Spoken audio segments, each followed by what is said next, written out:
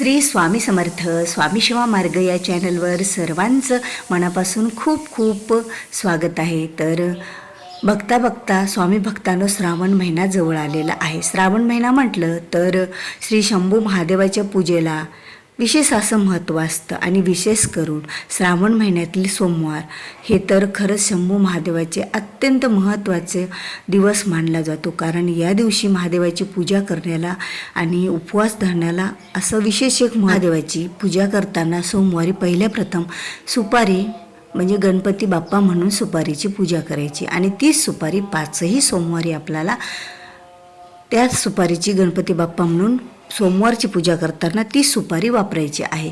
आता गणपती बाप्पाच्या पूजेनंतर गणपती बाप्पाची पंचोपचार पूजा करून घ्यायची आणि त्यानंतर पूजा श्री शंभू महादेवाची जे काही लिंग तुमच्याकडं असेल, आता हा माझ्या देवघरातील पितळेचा लिंग आहे, तुमच्याकडं नसेल तर तुळशी जवळचा जो पाषाणाचा महादेव आहे तो सुद्धा तुम्हाला जमतो. मग आता त्या महादेवाला अगोदर तुम्हाला पूजा करताना त्या पिंडीवर एखाद्या ताटात ठेवा. कारण जे तीर्थ असतं अभिषेकाचं महादेवाच्या ते तीर्थ खरंच अत्यंत महत्त्वाचं तीर्थ मानलं जातं.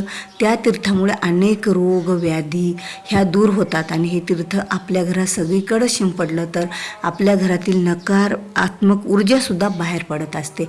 म्हणून श्री शंभू महादेवाला एखाद्या ताटात घ्या आणि महादेवाला अभिषेक सुरू करा. आता तुम्हाला अभिषेक करताना जर रुद्र अभिषेक जर म्हणता येत असेल तर रुद्र पठण करत करत अभिषेक करा.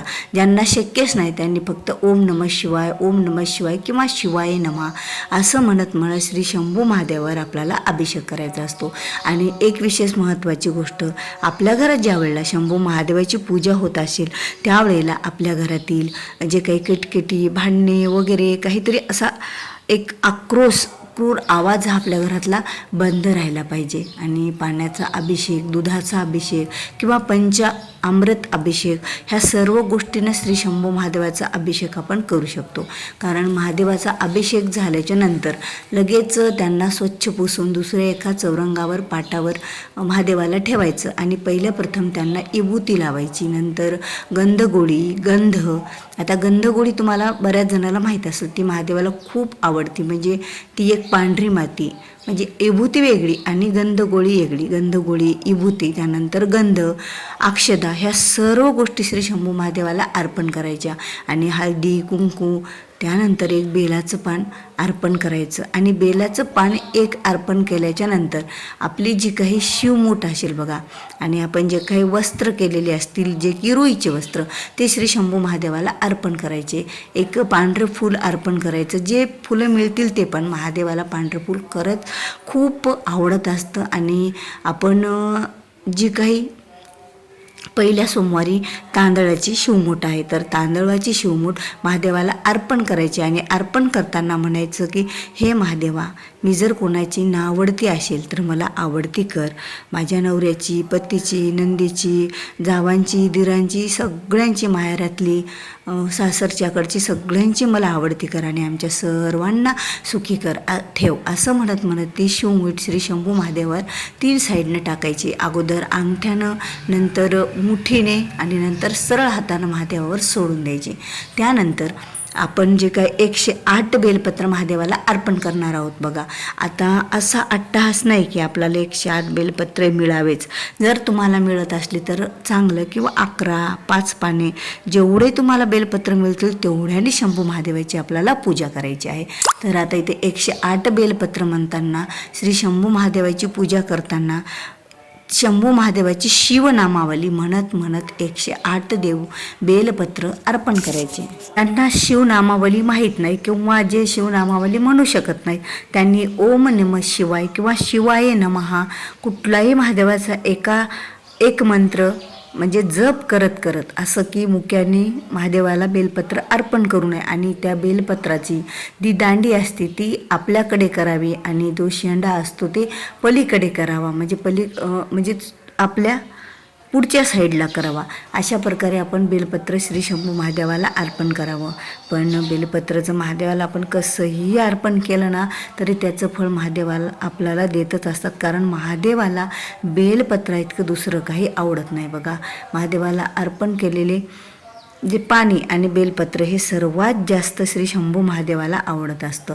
आणि आपल्याकडं त्यानंतर पूर्ण ज्या वेळेला आपण बेलपत्र अर्पण करणं झाले तर त्यानंतर आपली पूजा तर एक व्यवस्थित आणि जेवढे आपल्याकडं फुले असतील तेवढे संपूर्ण फुले आपण महादेवाला अर्पण करून टाकायची. आणि महादेवाला तर पांढरे फूल खूप आवडतात. श्वेत रंग, तुम्ही पूजा करताना अंगावर पांढरे वस्त्र घालणं हे सुद्धा शुभ मानलं जातं. रंगाला एक वेगळं महत्त्व आहे आणि पांढरा रंग हा शांततेचं प्रतीक आहे. आणि श्री शंभू महादेवाला शांतता ही अतिशय प्रिय असल्याकारणाने महादेवाची पूजा करताना पांढऱ्या रंगाला अतिशय असं महत्त्व आहे. मग आपण आपल्या अंगावर जर त्या दिवशी कपडे पांढरे परिधान केले म्हणजे जास्तीत जास्त पांढऱ्या गोष्टीचा वापर केला तर खरंच शंभू महादेवाला ही पूजा जास्त पटीने फळ देणारी आणि त्यांना आवडणारी असते. तसं तर महादेवाला आपण मनातून श्रद्धेतून जी काही पूजा सेवा करतो देवांची ती देवांना आवडतच असते. आणि विशेष महत्त्वाचं 28 जुलै 2025 या दिवशी श्रावणी पहिला सोमवार आणि या दिवशी नागचतुर्थीचा उपवास पण जो बहीण आपल्या भावासाठी पकडते, पण हा उपवास दुसऱ्या दिवशी सोडला जातो. म्हणजे नागपंचमीच्या दिवशी नागांची पूजा करून. आणि सोमवार तर हा सोमवारीच त्या दिवशी सोडला जातो. तर मग आपण जर सोमवार सोडला तर नागपंचमीचा जो नागचतुर्थीचा उपवास आहे तो बाटेल आपल्याकडून.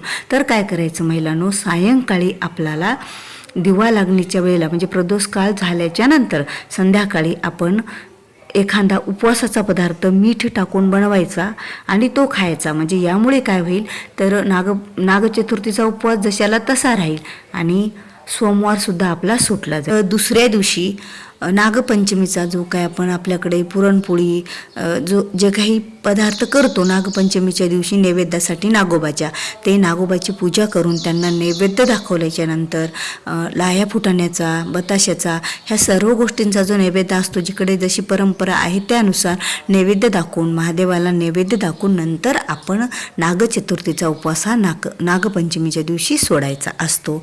तर अशा प्रकारे आपल्याला पहिला सोमवार आणि नागचतुर्थी ह्या दोन्हीचा उपवास करून दोन्हीची पूजा आपण अशा प्रकारे त्याचं फळ आपल्याला मिळू शकतं जर आपण अशा प्रकारे पूजा केली आणि दुसऱ्या दिवशी उपवास सोडला तर भेटूया पुन्हा अशाच एका नवीन माहितीपूर्ण व्हिडिओसोबत. तोपर्यंत बोलत राहा. श्री स्वामी समर्थ. जय जय स्वामी समर्थ.